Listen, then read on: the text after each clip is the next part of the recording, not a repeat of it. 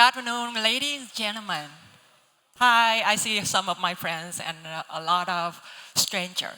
So let's start a little bit to get to know each other.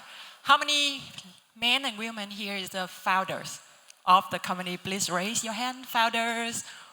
Wow, it's a lot. And C-level, just the director or C-level for management, how many? Wow, some of you guys. So actually, I have been the founders and also the C-level and director for around more than 12 years with many industry. And I just highlight some of my experience so you guys can understand about me. Actually, I have been for working for a lot of different type of organization.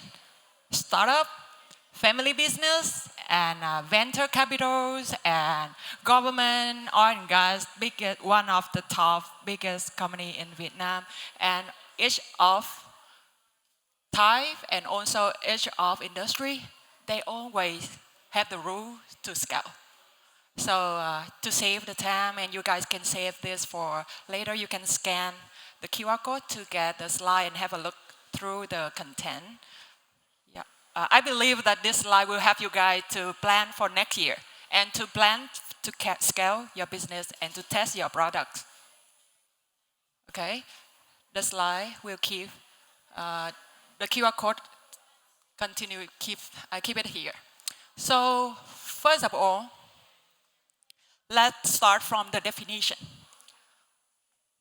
So how do you guys understand about the difference between scale and growth? It's totally different. This is the signal of scaling, growing. When you grow normally, you keep adding headcount. And you cannot grow with triple times, 5 times, 10 times, or even 100 times.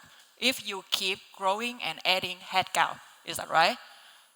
And the real scalability depends on your math skill, how to structure all of your decision making. So you need the number, you need somebody, some guy, some number, some report to tell you what to do next, not to tell you how to feel, you feel worry, or just let the fate do everything for you guys. So a formula that grows revenue, control cost, and tell you what to do. That is what I will tell you guys today. So let's start from the journey of one product. And I believe that everyone faces the same problem. And this is not come from my company, it's come from McKinsey. So during the period of build and launch, we feel really excited about our product. We need to know everything. We believe that is so potential. But when we grow, we keep adding headcount. We keep burning marketing and sell, and we keep reaching out for many, many partners and many, many customers. But actually, we don't know why we fail. And I just threw around more than 20 clients. I consult for them, and I also check on the pitch deck when I work in the capital. We see two main reasons. The first one is that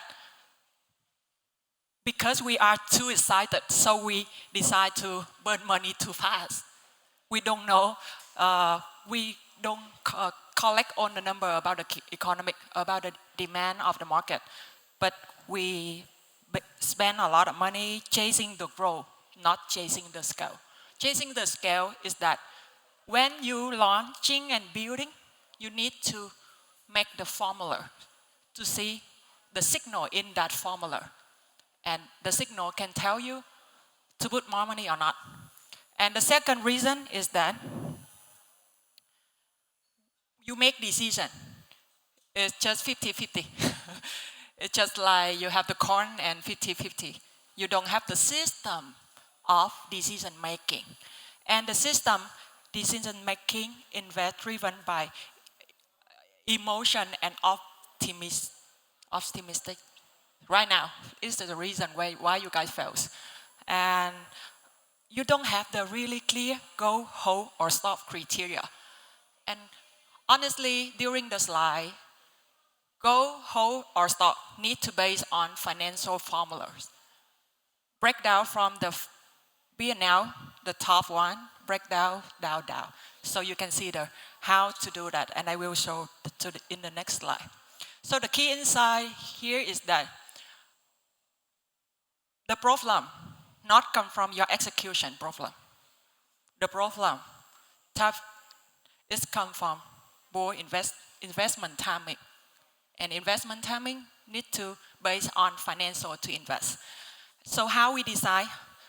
We need to using clear product lifecycle milestone. So during the product lifecycle, you will have 4 times to make decision. And this is 4 key questions that you need to make decision during your CEO life, startup life. And here is the 4 key questions. There's many, maybe 400 questions, but at the end of the day, it comes back to this 4. The first one is that when to stop burning money for sales marketing. When we start to test the product, we don't know how much we need to prepare for the marketing, and we don't know when is the signal for us to say that that product have the demand on the market, and when the market tells us no more, stop burning your money. And the second, when to stop burning for operating costs. Even when you start to sell your product, you have many clients, but maybe the revenue is not enough for you guys to run on the operation. Honestly, right? Is that right? So, and when to ask your team when this product gives you profit, and when to let the product die naturally. A healthy company is not a company with one healthy product. The healthy company is a company have the system to always create the healthy product. And this is the formula. The product lifecycle, budget, decision, and milestone. We have 4 stages during your product lifecycle. And all of this is the signal. And we use it to do planning for many companies during my career. And actually, we scale around at least 20 times. At least 20 times in 3 years. And with this formula, you can scale at least 5 times in 2 years. And I did it for more than 10 companies already, so you guys can use it. The first of all, when you start to launch your product to the market, you need to check the first milestone that the market have demand for your product or not. And the signal is that people are willing to pay for your product. And the P&L, you have 4 layers of P&L. Not only the P&L in the financial statement right now. The financial statement is over here. But here, it's just only the revenue cover the sales, marketing, and direct operations cost. So the product can operate minimum level. It means that when I start launching a product, I set the timeline. In 3 months, I give you guys this budget of money.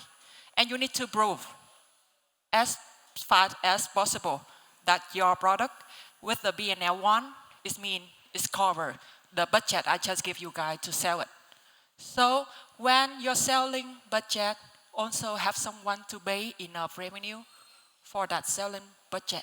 So you can make decision to continue to sell it. And go to the second step. That demand is scalable enough. It means when you burn more money to the market have more demand or not. So the second one, the demand is large enough to operate. So to the layer level 2, the revenue after sales marketing and also after operation budget. So at this point, you can say that your product have the demand of the market, and the demand of market is large enough for you guys to run the operation to continue invest in that product. So that is the milestone number 2. So we have 2 decision making already, and it's really, really clear.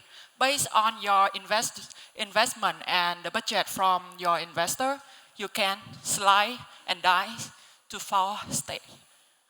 First stage, marketing and sales budget and the deadline. And the second is the operation cost and deadline, how long time. It depends on your product, and it depends on your budget. Maybe you have more money so you can have longer time. And then the key decision number 3, this is when you can ask for profit from your new product. After your product have launching for a long time and also can have enough money to operate your team, and then you need to have the next goal for your team, right? You need to run more. You need to optimize your operation budget. You need to optimize your sales marketing. So you have the full P&L, need to get profitable. And this, you need to keep at least 6 to 12 months to say that product is strong enough to live by it all. So this is when you have the financial sustainability. And after this, you just keep doing your business as normally as the normal company. But we need to separate product by product. Don't give all product into one bucket and just same budget of sales marketing. We need to separate one by one and let one by one go to the market and prove the demand of the market. So let me tell you guys how Vietnamese startup get investment from investor. We count and calculate all numbers and a customer acquisition cost. For example, after 3 months, we go back to the investor and say that if you give us this budget with the customer acquisition cost, we believe that we will have this much revenue in the next 3 months. That's how we take one by one milestone to go to get investment. We don't promise to have the full P&L. We promise one by one stage. So it's easy and easier for the investor to say your product is good or not. And you answer for the investor that your product have demand and the demand is scale enough and it's profitable. And then the ending of your product, actually one product always have an ending because the market always growing and is always compatible. So we need to have the KPI for your team to optimize the cost and also to improve the margin.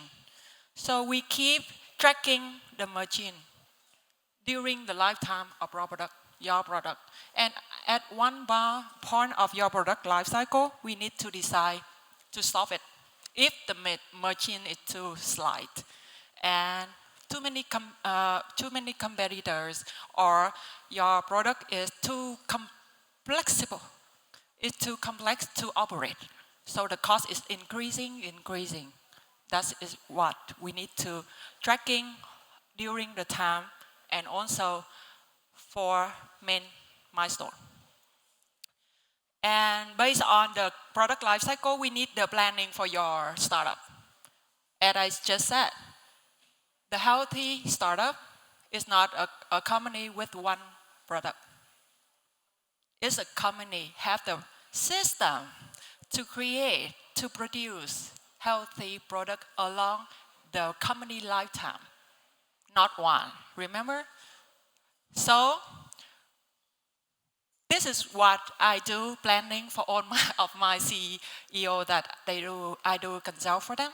Every year, the objective is this year, you aim to test 3 products. And then after that, we hope to have 2 products have the milestone 2, get the demand of the market. And then in that 2, we get 1 profitable. That's how we do planning. And of course, this key result is the KPI for your team. The first one, testing budget and deadline. Based on the budget, for 3 products you get from the investor, you need to separate based on the demand and potential of product and separate to 3 team, maybe 1 team or 3 team is depend on your team. So you set the KPI for them. And I believe that this journey not only give you profit, but also give you guys the motivation for your team. They cannot do the product waiting until get profitable, right? It's so long time, maybe some years. But we need lower level KPI for them. And the number 2 is budget and deadline and the target profit. And based on this, it's really, really easy for you guys to operate your company and also get investment and also set the KPI for your team and also to give them a lot of reward when they get the KPI. Right? Any question here? Any question for the really important slide?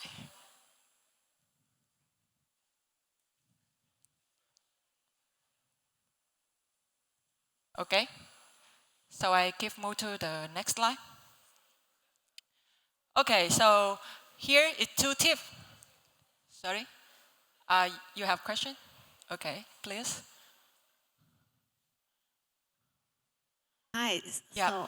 So thank you a lot for the great insights. Very appreciate. So I have a one question that you have mentioned before that we have the phrase we need to sometimes we need to pose a question why we need to run the new product and why we need to let the product die naturally. So based on your experience, what is the right timing that allow us to let the product die naturally? Oh, okay. It's Thank really you. interesting question. You can Google that. It depends on the market. And based on my experience, when I check and evaluate on the pitch deck from many, many startups, the first thing we do is check the market size. And the second I do is check the competitive on that market. Based on that too, you have the insight that that industry is huge enough, or you can have how many competitors on that. That 2 key points will affect the lifetime of your product. If that is blue ocean, it's really good, and the lifetime will be longer, right? But if that is red ocean, so you go to check that company, so you can see the lifetime of that dye product. Okay. And if we haven't had any research on any record, it depends on your budget. Honestly, it's just how much painful you can bear. Yeah, I think such a purchase and investment is very important. Yeah. If we continue to run a new product in focus loss, or we still continue with our old product. Yeah. Yeah. So give you more chance, more opportunities, not focus on just one. Yeah. So Thank you. you set the limit budget to build up one product, and then you build up the portfolio to test it. It's same like you do the stock trading. Yeah, it's like that. Yeah. Be cold head, not warm heart. Yes. Okay, you. so I have 2 key tips for you guys to redesign your business model. Start from now. To redesign your model to become scalable. The first one, you need to check your value creation logic. So it means you need the key question. How can we make more money without hiring more people? From your current state, how can? And it means that when you answer the question, you can turn what you sell into something standard, and you can repeat it. No, not depends on headcount, not depends on people. Sometimes I need to make a really painful decision that I need to let my leader go. because everything I depends on her. And if she gets sick or pregnant, my company cannot stop during that period of time, right? So that's really important question. That's what I mean. Stop relying on your star performer. It's really risky for your business. And the clear example is that if you have the custom application, I know you guys have a lot of tech company here. You have the custom product, AI product, but you try to find the customer and custom your product. It's all the time is redesign. All the time is start from the beginning and it wastes a lot of time. And even the design, you cannot reuse it. So to solve that problem, you need one design. You need to do the market research to see all the feature in the market that your potential client may need. And you have the list of that. And you have just like the buffet menu. You need to check just the client need to check what you need. And you start from, when you have the list of feature, you try to find the list of client. And when this client choose this, you make it. This client choose this, and you make the second row. But you still have this to get offer for them, maybe for free. But after the period of time, develop your product, you have the list of feature. And the new client can choose one of that and also add on more feature on that product. That's how we do the step one. We need to see what we can make more money without adding more headcount. And the second, really important, you need to redesign your process. Like, the question is that, which work are we doing every time that should only be done once? It's also similar to what I mentioned about how you design your product. But this one really means is from the start to finish process during the life cycle, we have 4 main milestones, right? Each of the milestone, you need to check the start to finish process to use automation and workflow instead of manual work. Because the milestone number 4, most important thing, you need to keep the machine. So you need to tracking everything so in the future you can optimize the cost. And also you can have more competitive advantage compared to your competitor. And the clear example is the manual onboard of every client. So you can have video or onboarding flow.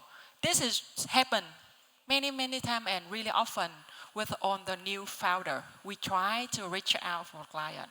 We try to explain to let them know about your creative idea, your perfect product, but it depends on you.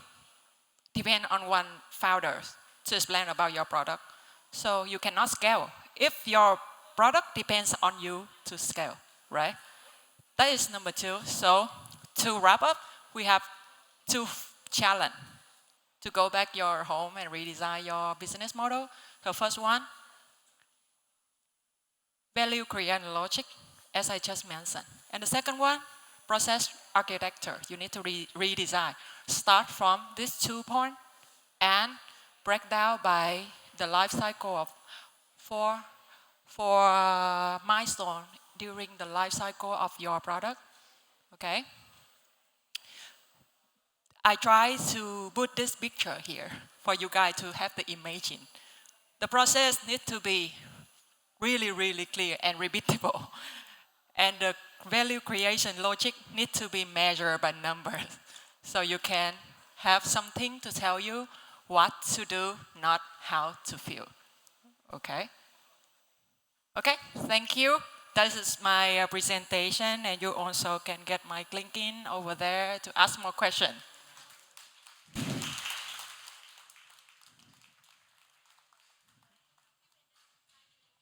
Oh, they give us 5 more minutes to have the question and answer. Okay. Hello.